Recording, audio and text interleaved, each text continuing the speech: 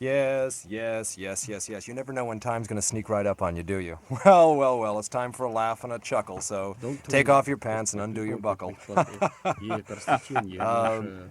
National Educated Television is partially proud this afternoon. Partially, I should say, because we no longer, after the participation law, can be fully either proud, honored, or disgusted to do anything. So we're partially proud this afternoon to present two of the world's greatest contesting comedians, Yuri, the fool Karloff from the USSR, who is with us this afternoon, at least in spirit, Yuri. Which is very happy to be here, Jacko, to tell you from funny stories and good laughing. You recognize that laugh. I don't have to introduce that to radio listeners and car thieves all over the world. You betcha you don't. If I had your theme music, I'd play it, Smut, or as I should say, Charles Gimble. The Smut of Mutt and Smut Radio on Unitelevision. Oh, thanks very much. Nice to be here with you too, you dirty commie. No place for good sports or politics on any true. Fascist. Well, fascists come and go. The skirts are up sometimes and they're down other times. Not in the Soviet Union. No. Hi. Bob, the contestants are in their chairs now, and we're ready to go with round one if you are. Yes. Well, thank you, Ken. Okay, here we go. Round one on Can You Stop This, the international game that asks the question, who's funnier, them or us? Round one, Bob, is a competition in rural humor. First with the joke is the Rusky.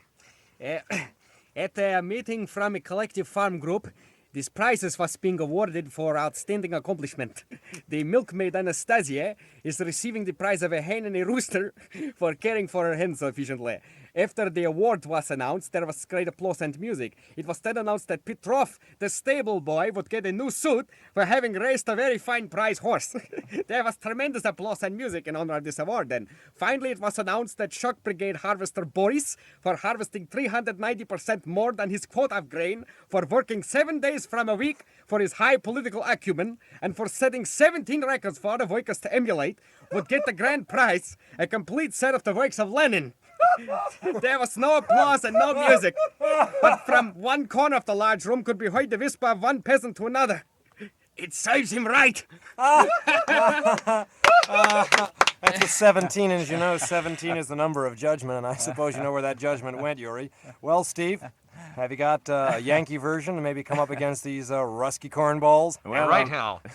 Excuse me. Yes, Smut in the blue chair counters his Russian opponent now with a rural joke from the US of A. What? Yes, well, I think I'll start off with something a little briefer. Yes. Bastard. There's a... Well, he's up to about 24 right there on the scale.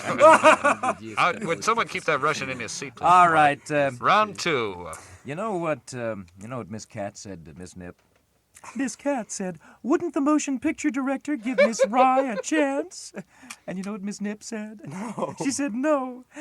He said she was too thin to cast even a decent shadow. It's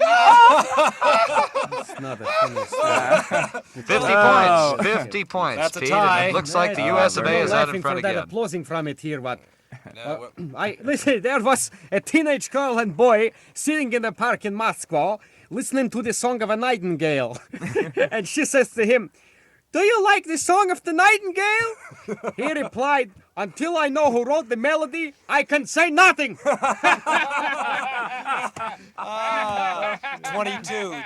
the number of the open grave. Well, Yuri. Still laughing, the guy. That's at least 50 points. This guy's still laughing here.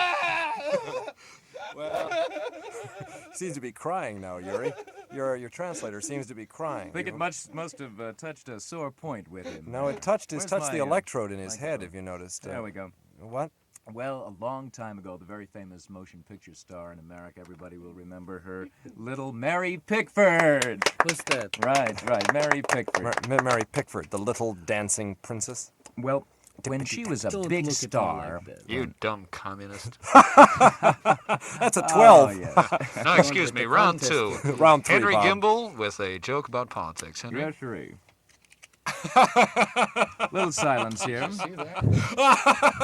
God, that man's funny. Go ahead, Henry. Now I'll do this one standing on one head. That's a 40 right there. That's incredible. Go ahead, Stanley. Mary Pickford was at this point starring in a little picture called Rags.